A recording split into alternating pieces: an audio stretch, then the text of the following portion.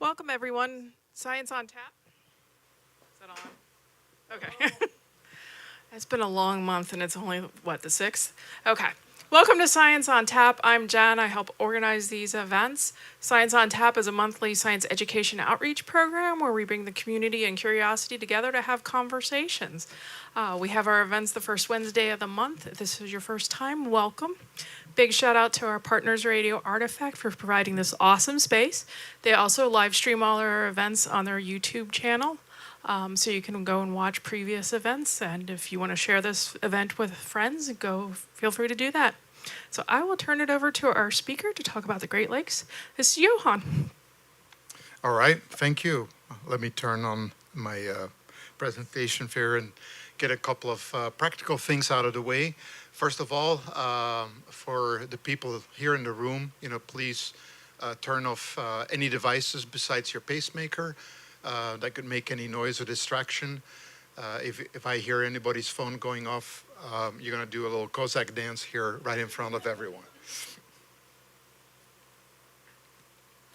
So, question is, how squarely do you feel today? And I hope you're number 2, a little curious why you're here. A couple of days ago, number 5 might have been applicable, and I'm pretty sure when you walk out of here, I want you to be number 8, all right? Tonight, I am dedicating my presentation to my good friend, Randy Marsh. Randy currently entered hospice care. I was with him this morning, and I'll be with him, unfortunately through the end. But Randy and I, shared the love for earth sciences, and we've been out to the field a couple of times, but unfortunately he's losing his almost year-long battle with cancer, and I dedicate this to Randy. So the subject of tonight is going to be the Great Lakes Basin of North America from an earth science perspective. And my name is Johan, and just like yourself, I'm a curious person, open to learning new kinds of things, and I call myself a citizen scientist, and my passion for 45 years, has been earth sciences, and I'm pretty sure I learned quite a few things during these 45 years. Now, I just have a simple disclaimer, I am not a degree earth science scientist, right? Even though many people may think I am, and it's up to you at the end of the presentation to judge me how well I am. Why am I here tonight? And this is, I always have way too many things to do. And the people that are old enough, they remember Eisenhowering. When he was in the war, he made a distinction between things that were important and things that were urgent. And if you're in the war, you're going to focus on the urgent and important things. So for myself, I'm right in the center. I'm giving a presentation tonight that came to be by learning items about the Great Lakes, processing them, and then feeding them back to you. So I'm not going to distract you with everything else on this chart. That's for a couple of other meetings as well. But I am an earth science citizen scientist, and I love to field collect. I love to learn lifelong and share with other people. And these are multiple things that I'm doing. So I hope to make this presentation tonight interactive. So feel free to speak up. People that are online, unfortunately, I can't see your comments right now. I'm not sure if they left in a chat or for somewhere else to pick up, but you can let me know. But there's a question for the audience. When I say Great Lakes, and please speak up, what comes to your mind?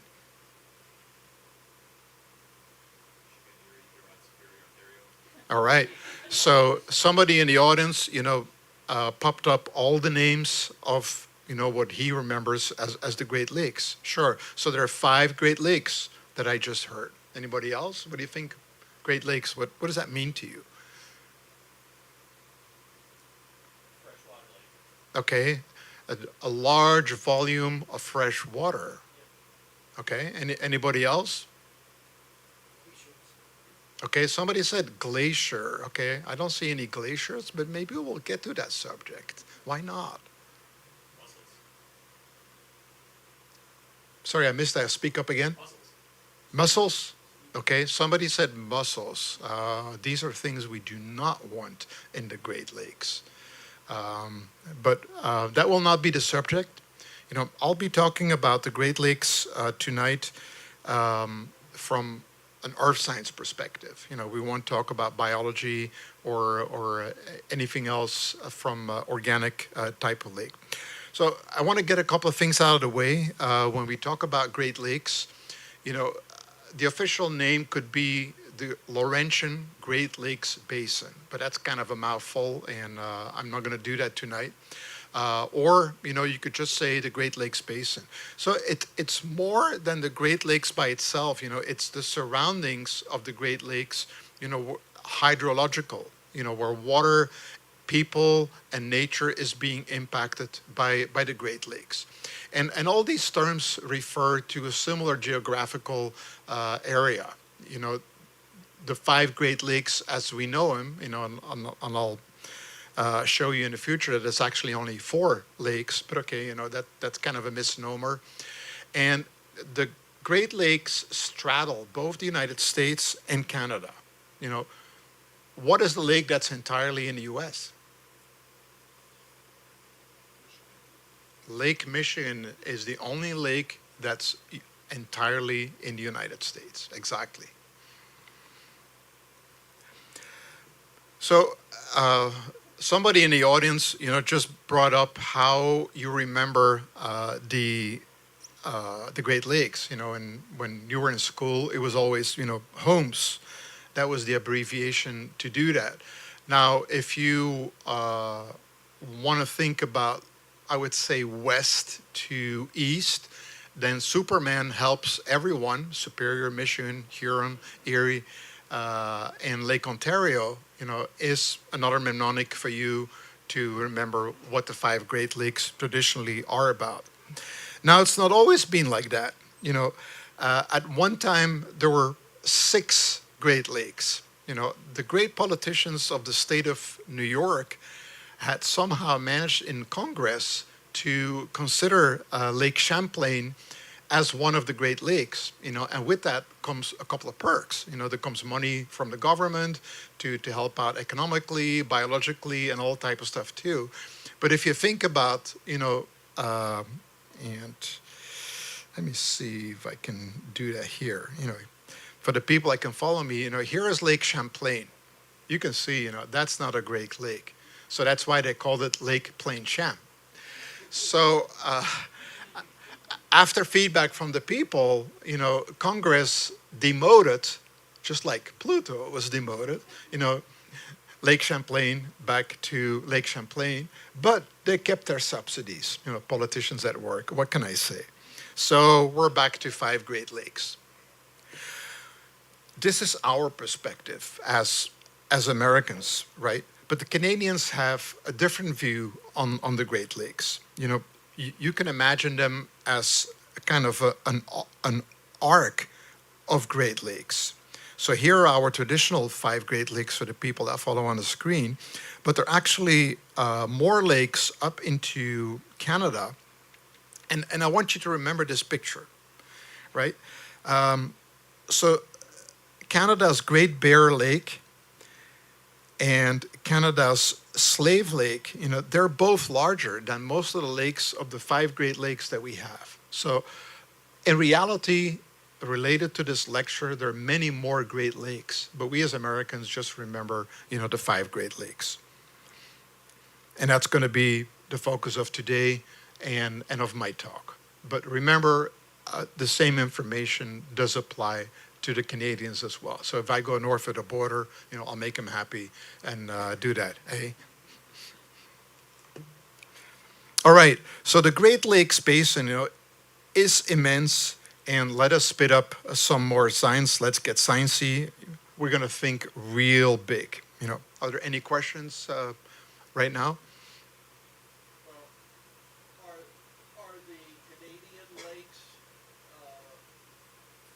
same geological processes as the five Great Lakes? So the question from the audience is, I just showed that arc of Great Lakes. Are any of these Canadian Great Lakes related in the formation to the traditional five Great Lakes? And the answer is yes, and we'll get to that during the talk. Yeah, thank you very much. So again, feel free to raise your hand and ask a question, because I learn as much from you as I hope you will learn from me. So let's get sciencey. So I will talk today about the origin of the Great Lakes, and we'll kind of set up a little mystery system to do that. And unfortunately, I forgot to bring my bingo cards that I talked about, so just I'm going to make it easier for you. And then, what's the current status of the Great Lakes? Because they are not eternal. I will tell you shortly, that these lakes are maybe 3,000 years old. I mean, that's fairly young in geological times. When I'm speaking about an Earth, that's 4.7 billion years old. And then what does the future hold for the lakes? What can we learn from the past and the current, where the Great Lakes are going? So that's going to be the subject, and I'll spend most of the time, obviously, trying to uncover the big mystery of the origin of the Great Lakes. Now, we're going to unravel this together. Let's play, a little clue game here. And we just learn where it happens, right? On the eastern side, between the US and Canada. But who created the Great Lakes? Well, we have a couple of suspects. First one, a culprit, could be Dr. Glacier. And he's a glaciologist who argues that the lakes were formed by glacial activity during the last ice age. Then we have Professor Erosion. He's a geologist, and he believes that the lakes were formed through erosion over millions of years. So not just 3,000 years or glaciers, but much, much older. And then we have Reverend Iceberg. He's a historian with a religious perspective, and he believes that the lakes were formed, by divine forces or some cataclysmic event. We'll deal with him later. And then we have Miss Continental Drift. She is a paleontologist, and she proposes that the lakes were shaped by the drift of continents and tectonic activity. We'll see if she's right or not. And then we have Colonel Ice Age. He is an explorer, and he claims that he saw the Great Lakes forming firsthand by glacial retreat. So that's kind of a little different from Dr. Glacier. And then lastly, we have Miss Waterflow. She's a hydrologist, and she thinks that the lakes were formed through erosion of water flow. So any guesses from the audience? Who could be the culprit to the formation of the lakes if I present to you these 6 culprits?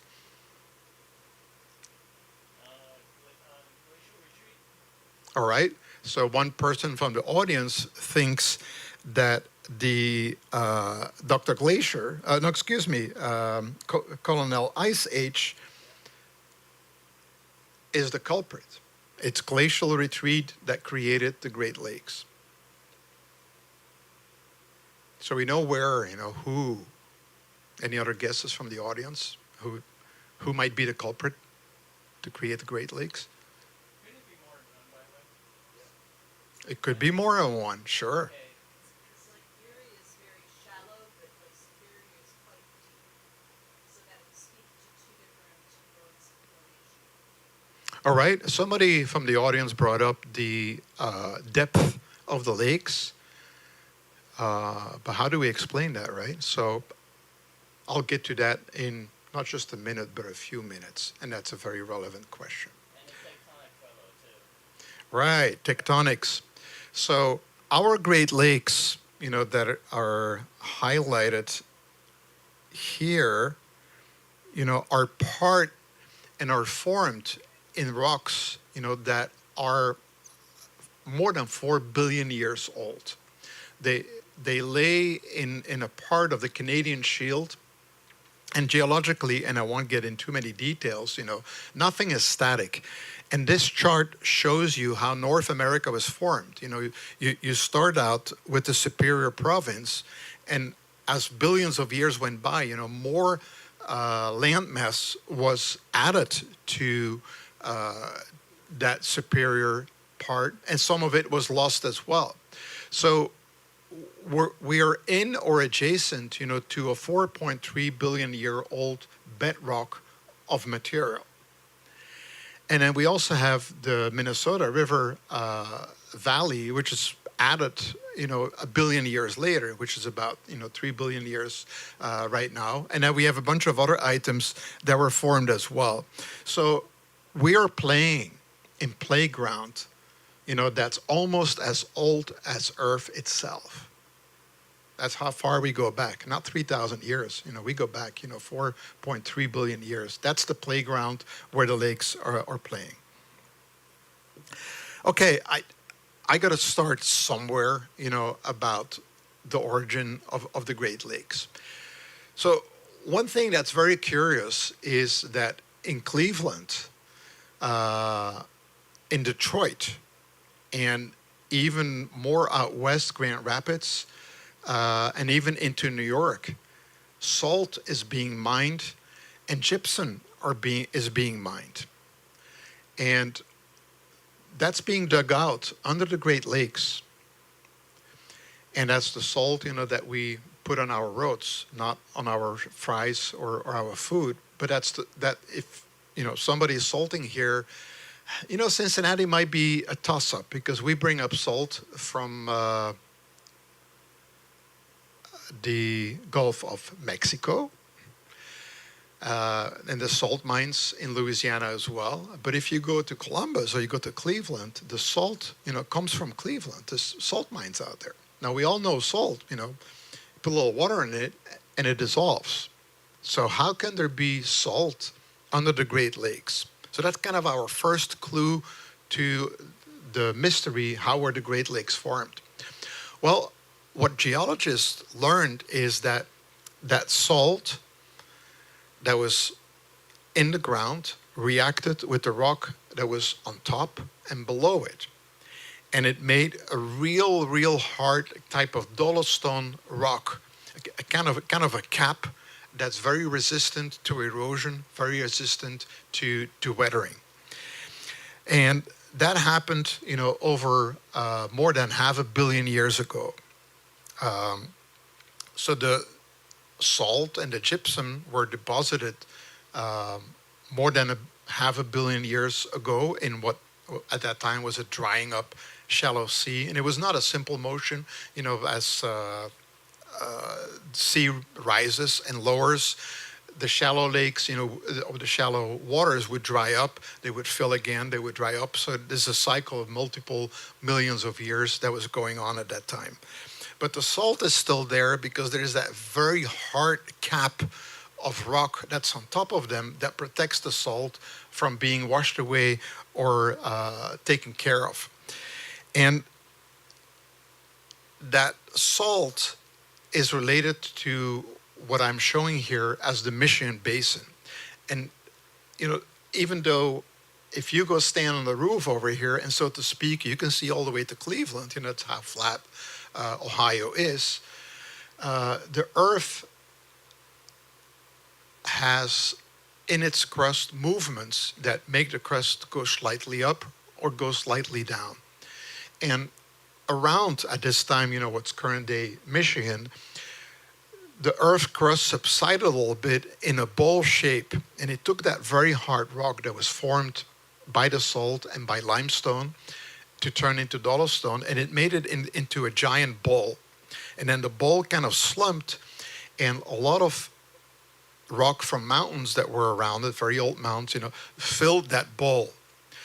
But there's a rim around that bowl, where it sticks up to nowadays after the erosion of many, many years. And that rim, can be seen all around Lake Michigan and Lake Huron, almost up to Lake Erie here. So there's this circular bowl that's related to tectonic movement, slight tectonic movement, that could explain why do we have these three lakes that almost form a circle. And that is because they are in that hard rock that surrounds them. And the same hard rock we can find here in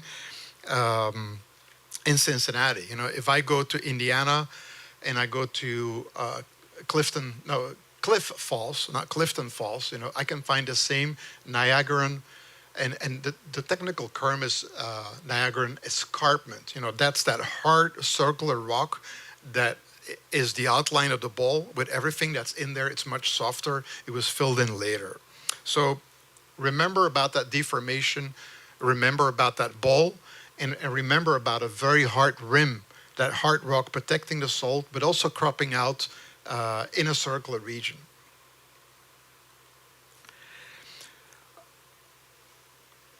People ask me many times, you know, how old are the lakes? So let's try to figure that out, right?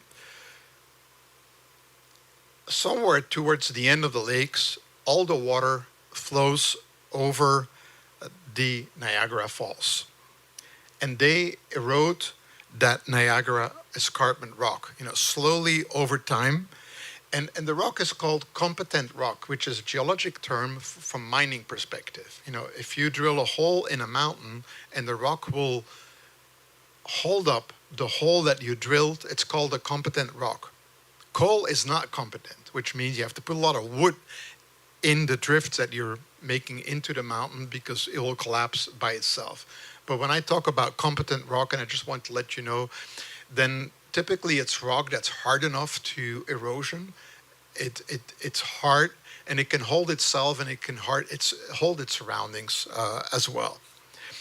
So the water flows from Lake Erie over the Niagara Falls into Lake Ontario. And by the way, you know, just making sure you guys are paying attention. Why are there Niagara Falls? What are they? Why are they there? If you paid attention, you can have the answer. And by the way, my wife did, you know, and she's not a geologist. So now you're in competition with my wife.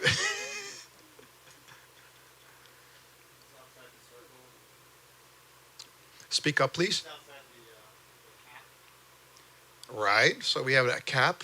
Part, the ground softer. The cap's soft. Oh, wow, okay, we got a hit here, right? So the Niagara Falls exactly are where that bowl, that very hard rock of that bowl, comes to the surface. And the water has a hard time getting over it. And once it gets over it, you know, it gets back into that soft rock. You know, give that man a beer here, right? So the Niagara Falls are not just haphazardly located, you know, they're exactly at the rim of the Niagara escarpment, that very hard rock. And the water has to make its way over it. And once it's over it, you know, it can get rid of all the soft rock. So what's happening is that we can measure how the erosion happened. You know, Niagara Falls are not static. You know, the water is eroding the rock. And based on pre-Columbian Indian information and based on post-Columbian settler information, we kind of know where the falls have moved in about 500-600 years, you know, that we have practical measurements for what's going on too. So the lakes in general are about 12,000 years old, you know, based on what we learned here. Now, we wonder, you know, what kind of force would have formed not one, but 5 lakes? And by the way, this is the answer to your question, right? Then the Niagara Falls, you know, have to go over that rim of that very hard rock of that bowl. So excellent feedback from the audience. I like it. And, you know, scientists with records from pre-Columbian people, settlements, and settlers were able to find out how fast the falls regressed. So we can have an idea of when and how the lakes formed, because without the water and without the outflow of the water of the lakes, you know, there would be no Niagara Falls. So they have an idea when the falls started forming. It made its gorge, and it continues to make its gorge, even though nowadays it's much, much less, because a lot of the water is being diverted for hydropower generation. So the Niagara Falls, what you see today, it's probably even half of the water that could go over the Niagara Falls. They keep it running for the tourists, but if not, they would divert everything for power generation, clean power generation. So the rate of erosion nowadays, is less than half what it historically has been. So the geologists, from earth science perspective, they go looking into the environment, and they, trying to figure out, why and how did the Great Lakes form? And they see a whole bunch of natural items all around the Great Lakes, and I'm not going to go in a lot of detail, but what they see, are features, glacial rocks, eskers, cairns. They see dunes of sand. They see moraines.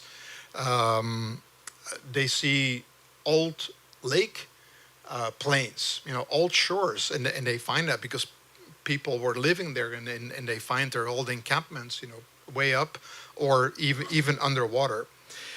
And all of these items, oddly enough, point to an origin in the north. So all the physical rock erosion, grooves, anything like that too, they all point to an origin in the north. So there must have been some giant prehistoric monster that was roaming around and creating all these features. I hiked many places in the world about the glaciers there. Okay, the glaciers are there. They carve out the valleys. They leave behind moraines. They're little lakes. They're smooth, polished rocks all over. And you go lower in the river, and there's rocks in the river that don't belong there. They belong way up there. So the scientists were thinking, well, a glacier must have created this one. But nobody has ever seen a glacier the size that could have created, these Great Lakes. So they came up with a theory, which we all take for granted, that there was not just one great glacier, but there was a humongous mass of ice stretching all the way from the North Pole and coming all the way down almost to Cincinnati, that covered all of Canada, all of northern United States. We're talking about Washington, North Dakota, South Dakota, Montana, and you can pick up all the names that border Canada as well. All of that at one time must have been covered by a huge mass of ice. And there must have been lots of ice and lots of moving ice to create all these features that resemble that glacier that was out there. So it's kind of a super glacier that was out there. And guesstimates were, that that was almost a mile, and some people even say a mile and a half at its peak high of ice, that came sliding down because it was thawing, maybe around Columbus or Dayton during the last ice age, and as it flowed down to the thawing area, somewhere in the middle or a little higher up, it may have been a mile high. And all that ice came down, and it created all these features. When ice moves, it picks up rocks, and the rocks are like, bulldozers, and they scrape the ground, and they pulverize, they create fine sand, and they keep scraping and moving. So there must have been that humongous monster of ice that was forming. Now, it did not form one time, but there's, a 2 million year cycle of ice ages where humongous masses of ice formed in the northern hemisphere and came down to us. And I have a little video. Let me see if I can get that to work, where the ice is shown to be a dynamic thing. It needs to have that bulldozing, that scraping type of effect too. So here we go, right? So this is the most recent ice age.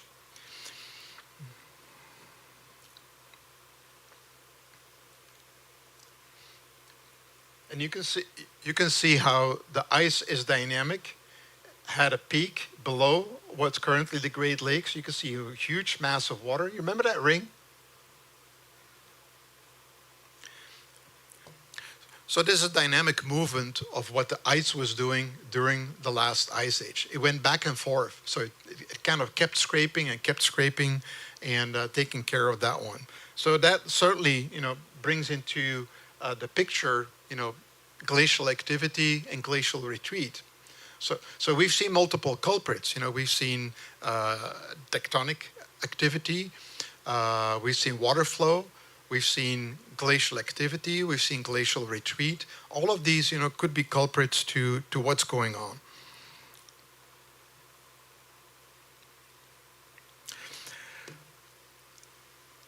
We have to go back even more in time to understand, okay, the glaciers could not have created all of these lakes, because some of the lakes are pointing down, and okay, we call that the Finger Lakes. Remember that Lake Champlain in upstate New York, and you can understand, that the glaciers are going this way. But if you look at Lake Superior, it's going east to west. You look at Erie, it's going east to west. You look at Ontario, it's kind of not really following what a glacier would do. So earth scientists, discovered that prior to the ice ages, there was a river system in North America. And they were able, even though glacial activity erased most of that geologic history, but they were able to retrace what the possible traces were of the ancient river, before the start of the ice age 2.5 million years ago. And they identified that there were rivers,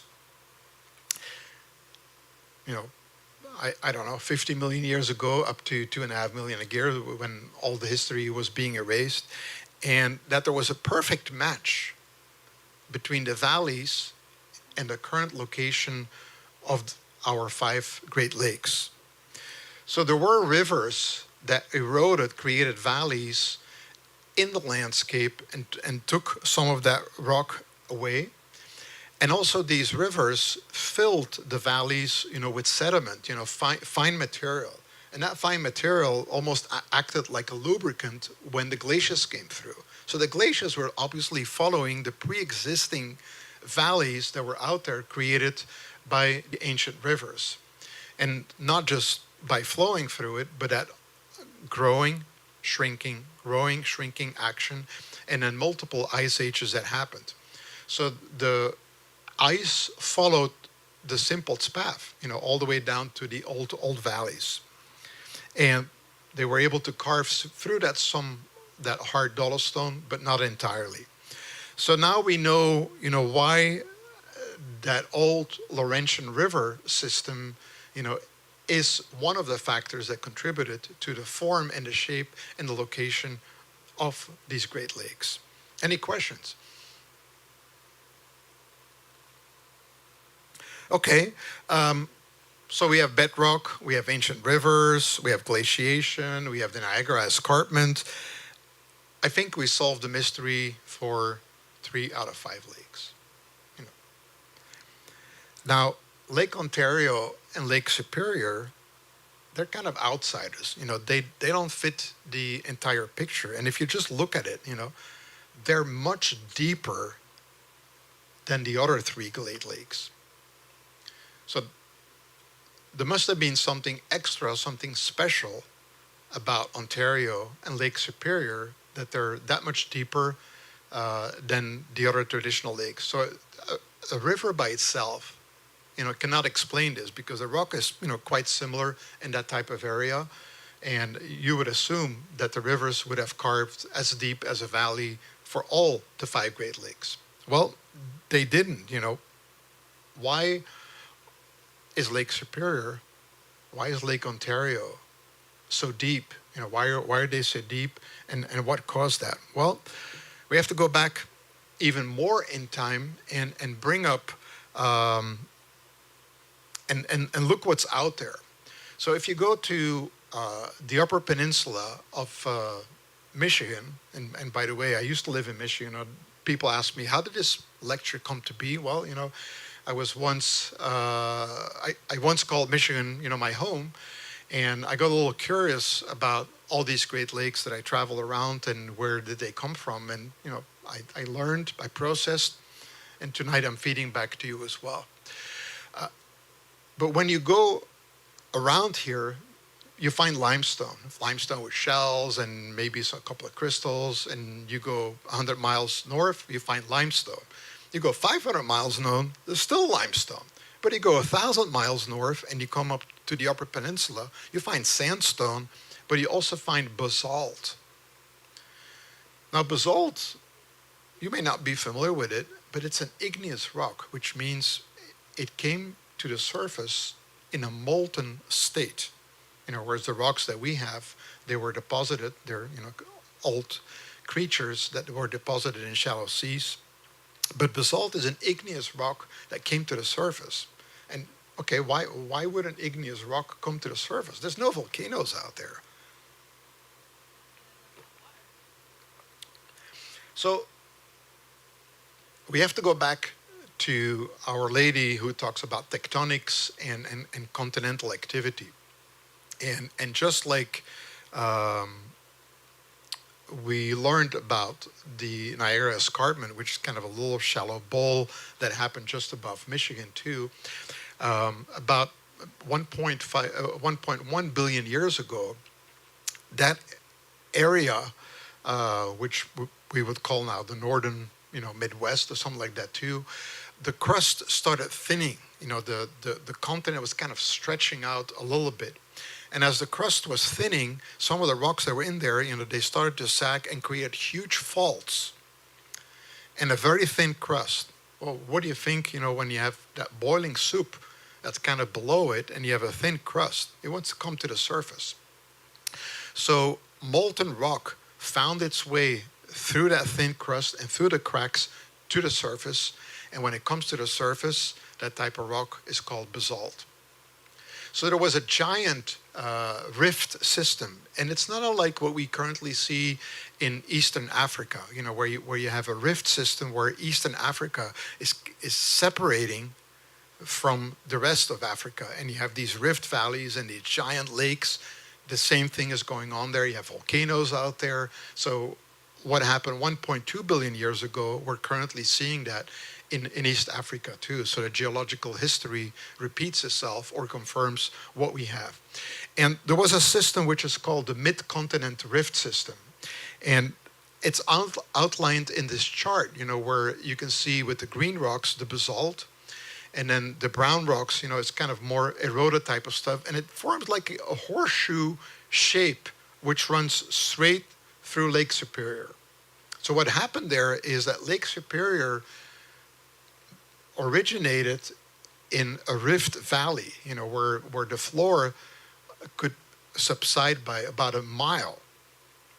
So there was an old valley, where now Lake Superior is, and of course, where there was a valley, the rivers would follow that as well, and then the rivers, brought down the mountains that were around it and filled it with sediment as well, but didn't fill it entirely.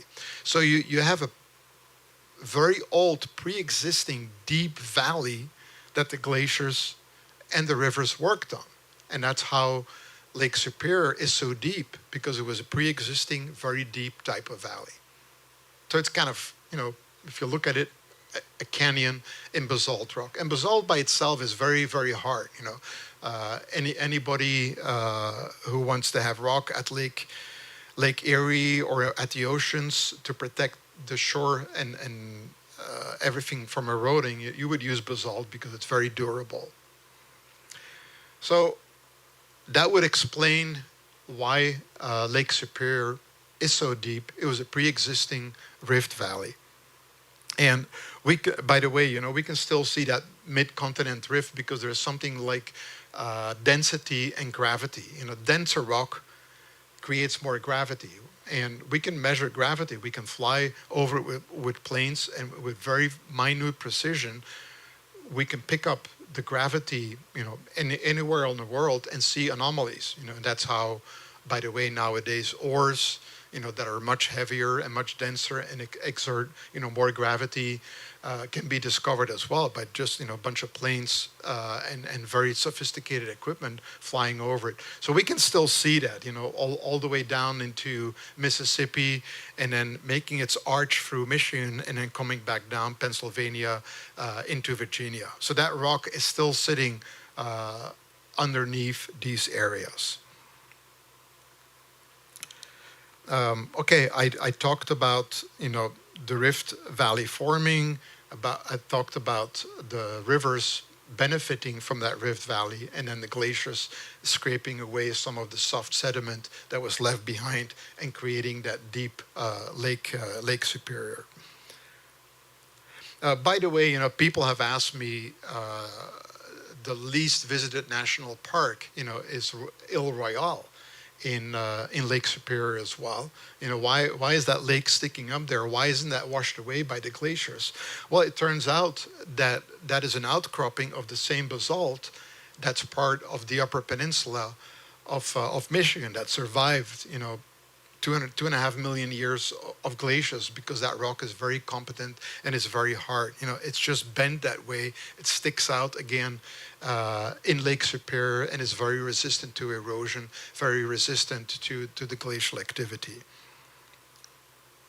Okay, we have 4 out of 5. So now we still got to explain Lake Ontario. Well, now it gets a little boring, right? Because Lake Ontario is also part of a rifting system, but it's a different rifting system. It's not the mid-continent rifting system, but it's the Laurentian rifting system. So there is, oops, sorry about that.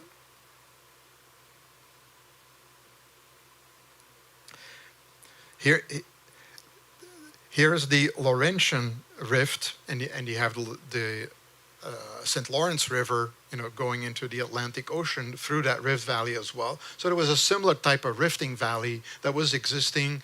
Rivers flowed through it, the glacier benefited through it, and that's why it's oriented almost, from southwest up to northeast through that same rifting type of system. And then, of course, the ice benefited from that one. And I thought I had the lecture entirely done, and I had an explanation about the 5 lakes that were formed out there. And all of a sudden, science is science. New ideas come up, they keep challenging you, they get vetted, and science is not dogma, right? It's not, that's the way it is. A fact and a theory exist until there are enough theories or another theory, that will supersede it and will push it out of the way. That's science is not static. Science is progress, and I know quite a few people have quite a challenge to do that. Let me get off my soapbox here. I think I'm preaching to the choir here. In January, I was reading a science article about the New England or the meteor hotspot. And just a little side things too, you may be familiar with the Hawaiian Islands. And the Hawaiian Islands are basically volcanoes that were formed on top of a hotspot. And a hotspot is an upwelling of very hot magma that tries to come to the surface and tries to make its way through the surface, most of the times through volcanic activity. Now it's a spot that's stagnant. In the meantime, continental plates, this continental drifting, which is a subject for another lecture, move over that spot. So the spot is stationary in the earth, that convection upwelling of very hot magma. But the continents move over it, and as they move over it, lava will come to the surface and will form that chain of old volcanoes and active volcanoes. I mean, the big island of Hawaii is still very active. If you want to go there, but then the other ones are old volcanoes that are weathering away as they moved over the hotspot. Well, scientists claim that there is a similar type of New England or the meteor hotspot that stayed stationary, and as the American plate, moved over it, and again we know about the mid-Atlantic origin, and from there. For us, everything moves west, and for Europe, everything moves out east. So as the American plate was moving over that hot spot, they claimed that the basalt and the volcanic activity that we see in Michigan could be caused by that hot spot. Now, I have some challenges, and this chart is just showing, so the oldest part of the spot that at one time, would have been over the hot spot is found in North Canada, and we can find diamonds there, and diamonds are nothing more than kimberlite material that came from 120, 150 miles deep in the earth and shot up very quickly to the surface because diamond, there's billions of pounds of diamonds, if you can drill 150 miles deep in the earth, which we can't. But if they come very quickly to surface, they don't turn to carbon, but they stay as diamonds. So, they were trying to combine that to that hotspot in the theory. I'm not entirely sold. It's a good idea. It's a good challenger, but it doesn't exactly stand up to the challenge. If you look at this map, in my opinion, it missed Lake Superior, and any of the igneous rock basalt out there kind of missed that hot spot. But keep it in your back pocket, if science wants to proceed. So I consider that our mystery of the origin, of the Great Lakes is solved. And just like people in the audience said, there could be multiple causes. So the complex history of the Great Lakes, is a combination of all these culprits that I lined out here. Now, I think our Mr. Reverend Iceberg, there were no divine forces that were identified. There were no cataclysmic event, and I think I'm going to save that character for another type of audience here, right? So we can all agree on that one. But there are multiple factors and many billions of years, that were at the origin of the current Great Lakes. All right. Oh no, we didn't solve the entire mystery. There's one more. So there was so much glacial ice. Imagine, a mile high, all the way from the North Pole, let's say to Dayton and south of Columbus. And if we look at the current Great Lakes, where the shoreline was kind of established not until 3,000 years ago, they're kind of itsy-titsy. It's like, you imagine, 1,000 miles of a mile-high, thick amount of ice. If that would melt, all of North America would be underwater. No, we just have these tiny little, Great Lakes. 5, or the Canadians, have a bunch more. So what happened with all that ice? What happened with all that water? And that leads me to say that historically, and if we just look at the last great ice age, there have been many, many more Great Lakes than what we see today. So today, we see kind of the final stage. We're not yet out of the ice age, and I always get on my soapbox too when people talk about climate change. It's like, yeah, sure, climate change is changing. We're going to be another 100,000 years and while we're warming up, because we're still coming out of an ice age. We're at the tail end of an ice age. We're not yet out of it too. But again, get off my soapbox. There were historically many lakes that were 100, 1,000 times bigger than what we see today. Large masses of ice. Why? Because the water had nowhere to go. And it was not until the ice truly retreated that the water was able to go to the Gulf of Mexico or to the Atlantic. And that's what you kind of see in this chart too. You see a whole bunch of historical old lakes, and we know that. We can see the lakeshore, we can see the mud. We can see, higher up, where people built their huts, where they were fishing. We can see, archaeologists can find campfires, in the middle of Michigan, 200 feet up from current Lake Michigan or from current Lake Huron.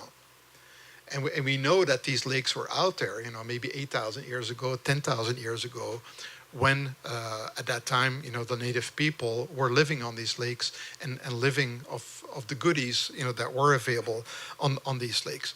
So at one time, there were humongous lakes, and you saw that in the movie. Many lakes were formed. Some of the water drained, kind of Chicago way, all the way down Mississippi way, down to what's currently the Gulf of Mexico. And remember at that time too, a lot of the water in the oceans was trapped in that humongous ice sheet.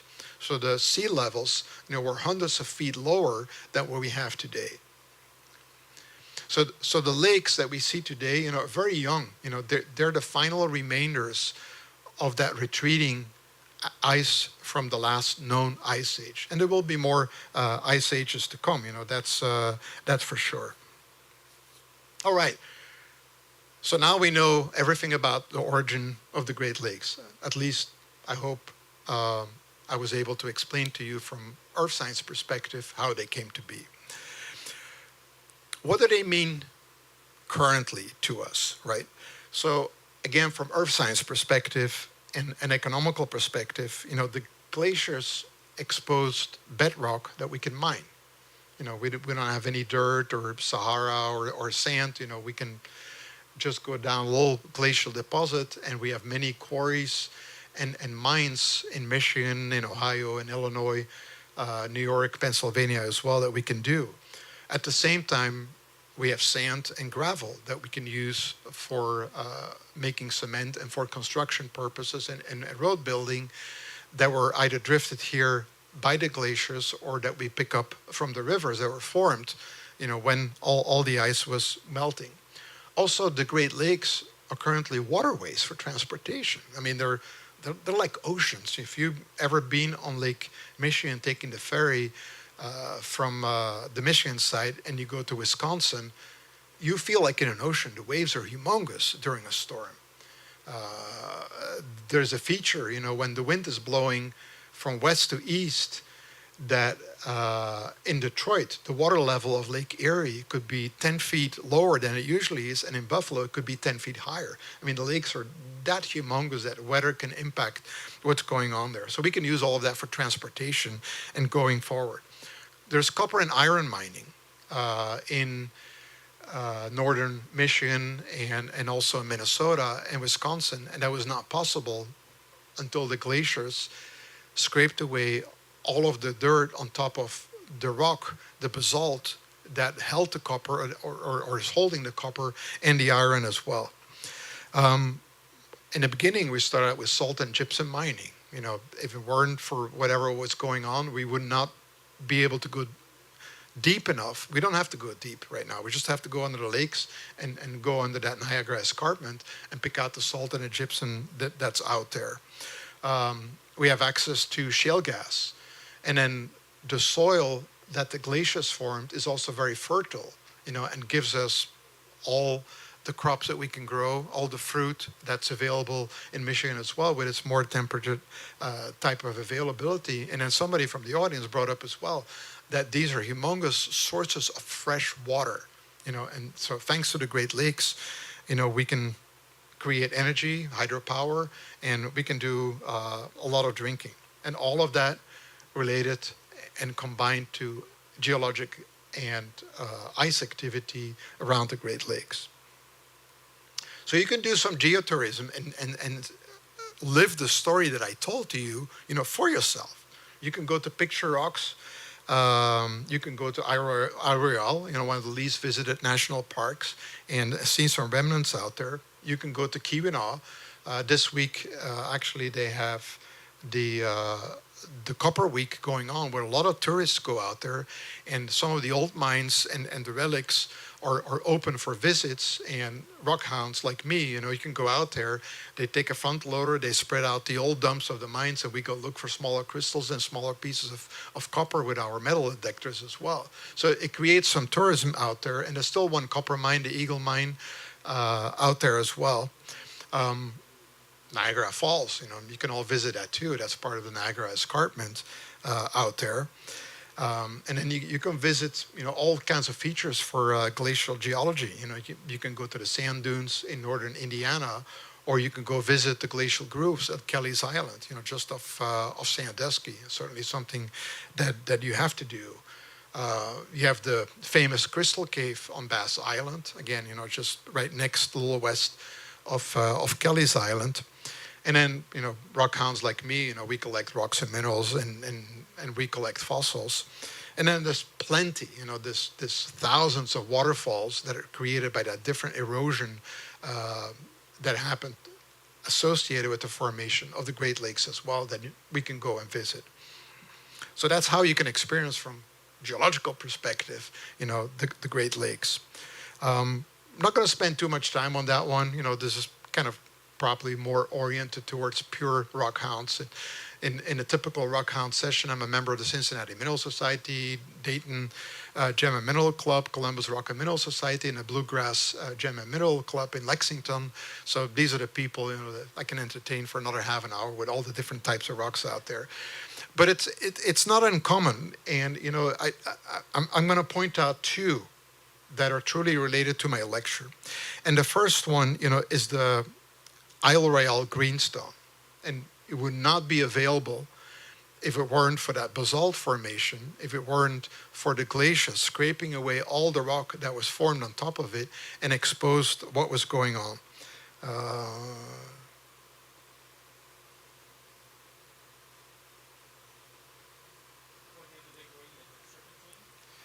I was trying to find it on the rock here, on the rock chart, but in my small screen, it doesn't immediately pop out.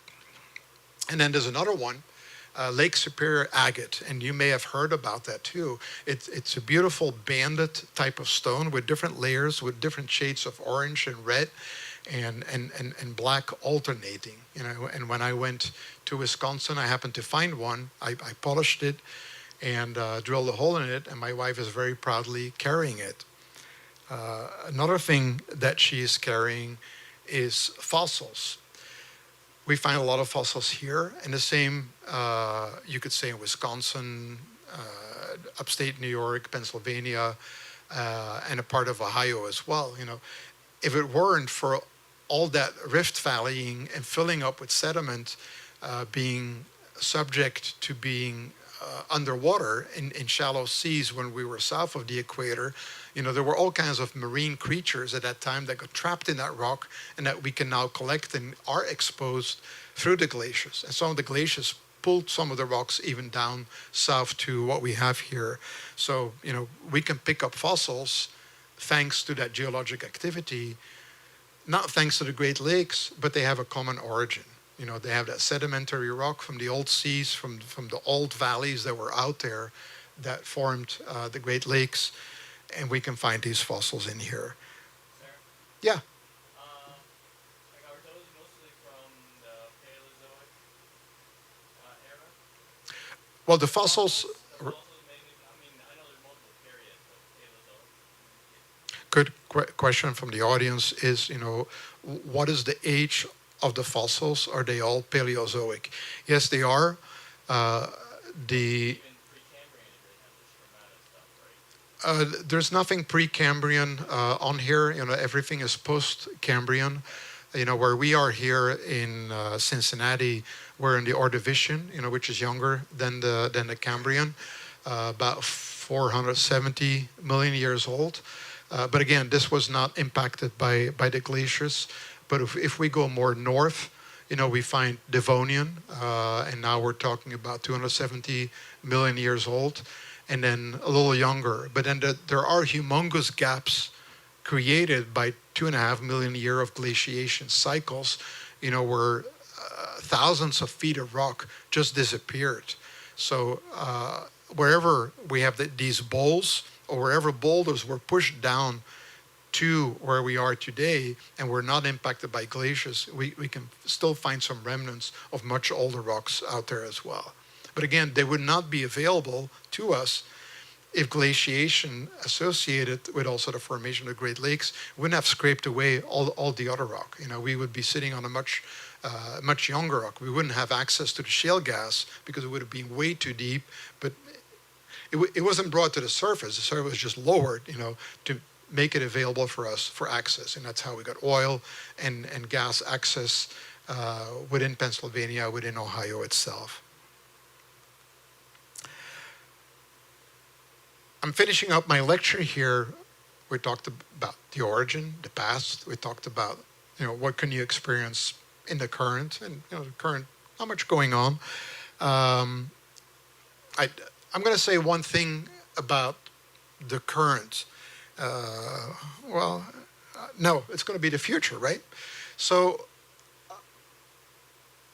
if we think about the lakes, the current shoreline of Lake Superior was not stable until 3,000 years ago. And we're talking about an Earth that's 4.7 billion years ago. Ontario, Erie, okay, maybe 10,000, 12,000 years old, a little older, and then the ice was still on the Earth of that. But we heard everything that happened before. We have continental movements, we have hotspots, we have rifting, we have glaciation periods, we have rivers that are forming over millions and millions of years. So the Great Lakes Basin, has gone through a lot in 3 billion years. Well, the same thing can happen. Nature doesn't stand still. So the Great Lakes are not to remain the way we experience them today. A couple of things are going on. I mean, you have erosion. You have the lakes being filled up with sediment again. And it's only going to get, maybe worse is not a good expression, but the Great Lakes within the big picture of climate change are actually very attractive. You have a humongous source of fresh water.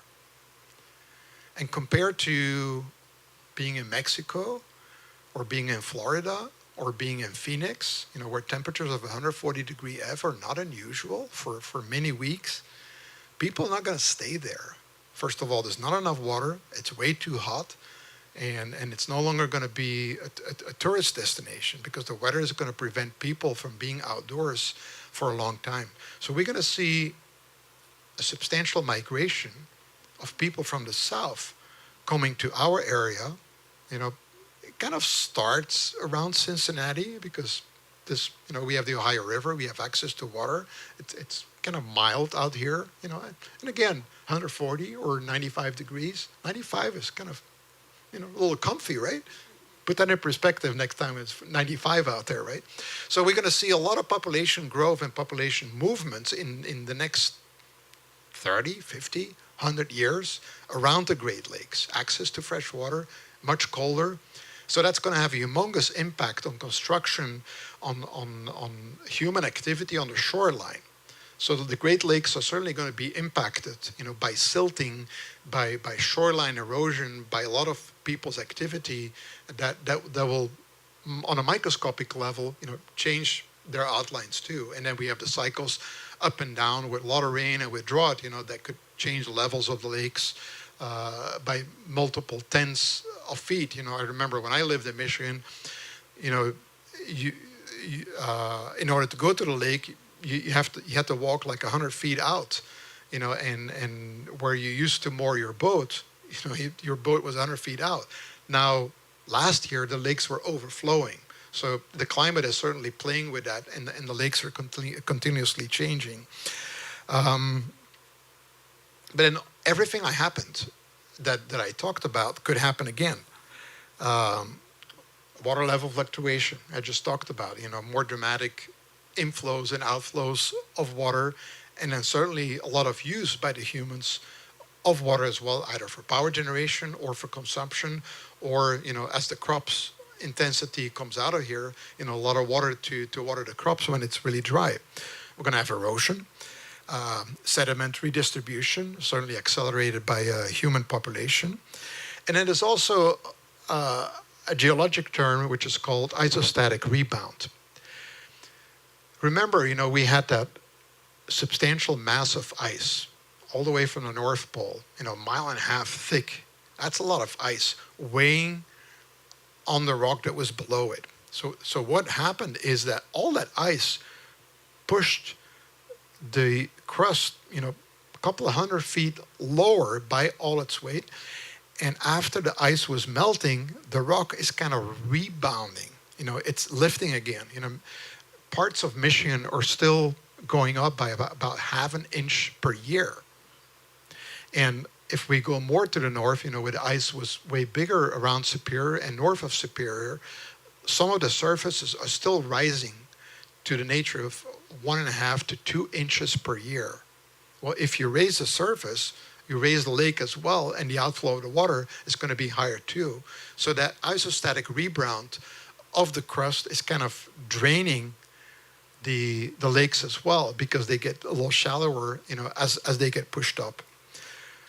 Another thing that's ultimately going to happen is the Niagara Falls are going to be breached. Lake Erie is just going to drain and go straight to Lake Ontario. Bye-bye tourism in Buffalo, right? So it's going to happen. It's going to be much slower through our activity. And the St. Lawrence rift system, unlike the mid-continent rift system, is not dead. I'm showing a chart here, with earthquakes. So there's still earthquakes going on in that rift system, and that rift system could become active again. It's not going to happen tomorrow. It's not going to happen next week. But certainly things are going on a geologic scale, of millions of years. So the Great Lakes are not to be. And then another glacial period will come again. Well, thanks to our human intervention with the atmosphere and warming of the climate that we live in, scientists have calculated that the next glaciation period that will come, that's just how the situation of the Earth and its rotation, its tilt and its wobbling as it turns around the sun, glaciation periods will come again. We've pushed back the next glaciation period by 50,000 to 60,000 years through human activity. So we don't have to be afraid of the glaciers coming again or reshaping the landscape, because we have pushed it back by about 50,000 years. So that's the outlook of what the Great Lakes are going to be. It's just temporary. It's a quick snapshot. They're very young, and they definitely won't get very old. Question from the audience. Yeah, there's an additional risk factor that's not mentioned, and that's the potential serious pollution from the mining that is proposed and has been approved in the Lake Superior watershed. So when they do that mining, it has risk of serious contamination of the world's greatest freshwater supply system. Good. There was some feedback, and I'm not familiar with the facts that there is economic mining going on in and around. They haven't started it yet, but it has not been prohibited. Do you know the nature of the mining? It's an ore mining, and it will put huge quantities of acid due to the ore treatment into this Lake Superior Right. watershed. So, So big risk for it starts with boundary waters of the area. right. So the audience feedback is, together with the influx of climate migrants, the way I call them, from the south, they're coming up here, together with economical activity, mining and so on, that there is a substantial threat to the fresh water of the Great Lakes and to keep them fresh through that humongous impact of people. And we know what people can do. So protecting the fresh water, protecting the supply for people around it, it's going to become more critical as the population density in that Great Lakes Basin, and that's Canada and the United States, is only going to increase. So the Great Lakes, short term, for human activity, are certainly under threat by the same humans that want to benefit from it, and that's something people have to be aware of. Again, coming back, we looked at the future. The Great Lakes are not to be, so I would say, get out after this lecture and go enjoy the Great Lakes Basin. What can you do? If you're like me, you're a rock hound. You go out, you go collect agates, and you go collect fossils around the Great Lakes. You can, do tourism. The way I explained to you, you can go to the dunes in Indiana, or you can go to the cliffs in Michigan, or you can go to the old copper mines. In Milwaukee, there is a Discovery World weather cave where you can kind of create your own future of the Great Lakes. The Great Lakes are laid out there on a substantial scale, and you can lower the water and see what happens. You can flood the lakes whether you want. You can have more rain, you can have less rain. So they're kind of simulating the climate in small and the impact on the Great Lakes as well. You can breach the Niagara Falls if you want there in a simulation as well. So that's something you can do at the Discovery Center in Milwaukee. Maybe less earth science, but in Toledo, there's the Great Lakes Museum, and I would say that's more about navigation and fauna and Florida and economics of the Great Lakes, but certainly, something to visit on your way to Detroit. If you love rocks and fossils, you don't have to go far. Go to Miami University. There's the Carl Limper Museum out there. It's publicly funded. It's taxpayer money. Go out there. Go to the museum and see some relics of rocks and fossils, that were found and collected and brought in by people from around the Great Lakes. And then you don't even have to go that far. Why don't you go to the Cincinnati Museum Center, where you can relive in one of the halls the Ice Ages by itself. And I would say that's a wonderful experience, based on what you learned there, to go out there and do some fact checking and learn more about what you have. So I hope during this lecture, to the audience online and to you guys here in the room, that I've been able to say that whenever we think about, the glaciers formed the Great Lakes, that there's a lot more, billions of years more to it that created the Great Lakes. Volcanism, tectonic activity, sedimentation, erosion by the glaciers, hydrologic activity, and all that. And that today, the Great Lakes, for me, tell a story, if you dig deep enough, pun intended, about the geologic activity. Earth does not stand still. It's a continuously moving, very active and dynamic planet. And for me, the Great Lakes tell that story to me as I studied and was able to collect the data that I'm presenting to you today. So I thank you very much for attending my presentation. And I'm open for questions right now. Go ahead. So the area with the tectonic dome that sunk down, did the ice sheet push that down as well? Were those have been mountains if the ice sheet had not been there? Good. The question from the audience was related to, remember that Lake Superior and Lake Ontario were very deep lakes. And the geologists have combined the depth of that lake to a rifting system. And the rifting system is a stretching of the crust, a thinning of the crust, and as it gets thinner, blocks of rocks kind of go down or go deeper in the earth, and valleys are being formed. And the question was here, has the weight of that ice, the way I understand it, that ice mass on that, has that accelerated or exacerbated that rift system? The limestone with salt domes. Yeah, like Lake Michigan and Ontario and Huron were part of that dome that sunk down. So It was not a dome, it's kind of a bowl, with the rim sticking out on the surface. Yeah. How did it become a bowl instead of a dome? What happened to make it dome shape? Okay. Correction from the audience, right? We go back to the Niagara Escarpment. And the Niagara Escarpment is that rim that we see, a very hard weathering type of resistant, but inside there's a bowl. Why is it a bowl and why is it not a dome?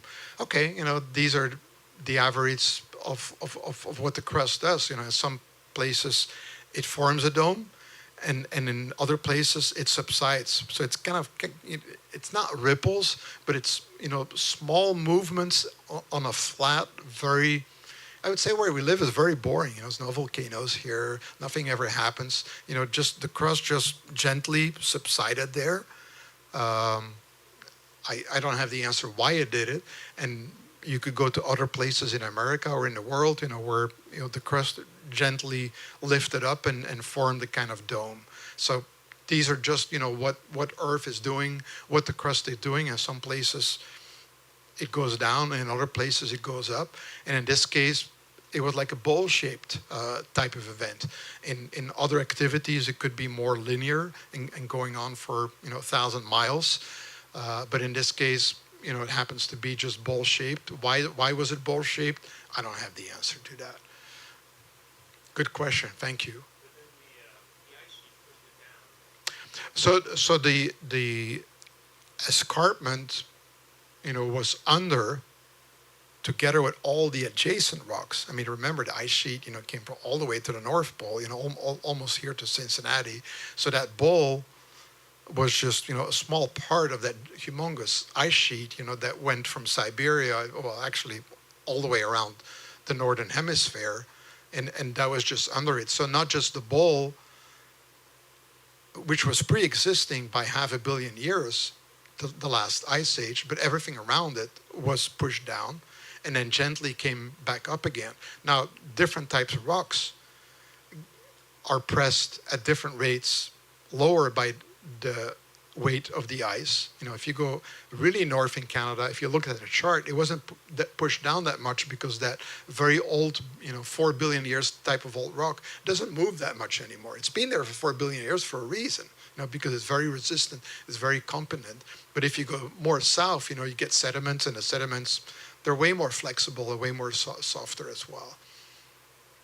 Okay, yeah, that was kind of my question. I wasn't sure the different types of rocks responded differently to the ice sheet based on Or- density and their age. Right. I mean, the glaciers, take the path of least resistant, right? So they followed the old valleys with their sediment in there that was not yet petrified and formed rock. So that was kind of lubricant, and it just accelerated how.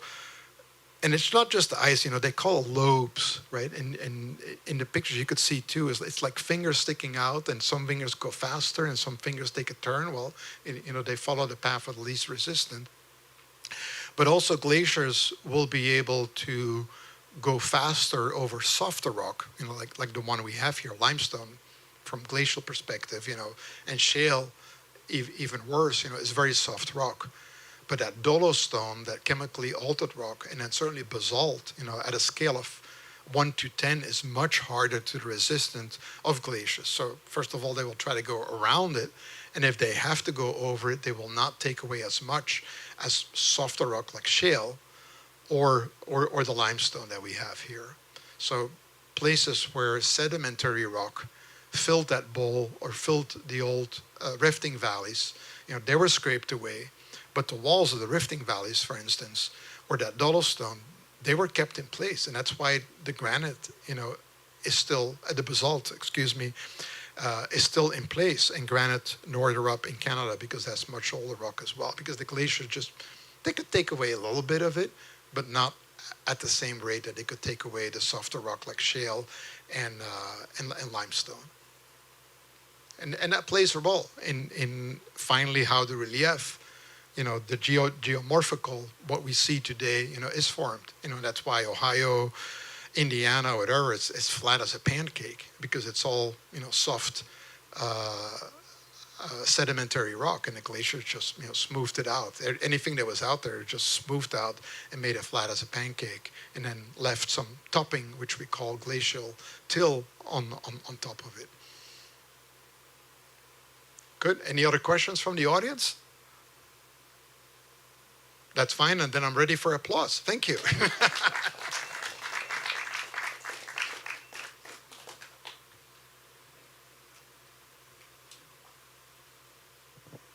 Thank you so much for that presentation. A returning speaker from Science on Tap. Thank you for supporting us during COVID when we went virtual, because we adapted to the changing environment. Thank you all for being here. Next month's program on Wednesday, September 3rd, we're going to talk about the magical world of moths. Sarah Kent, as an entomologist, is going to talk about the 3,000 species of moths in Ohio. I don't think she's going to cover all 3,000. She's also promised to talk about other nocturnal creatures as well, as the days are getting shorter. And then in October, our Science Shots program is returning. We're partnering with University of Cincinnati. Think TED-style talks from research graduate students presenting their research about a variety of topics. So you'll get a lot of science across a lot of different areas all in one night. Hope to see you there. Thank you again to our partners at Radio Artifact. You can see all our programs on their YouTube channel. Thank you all for coming.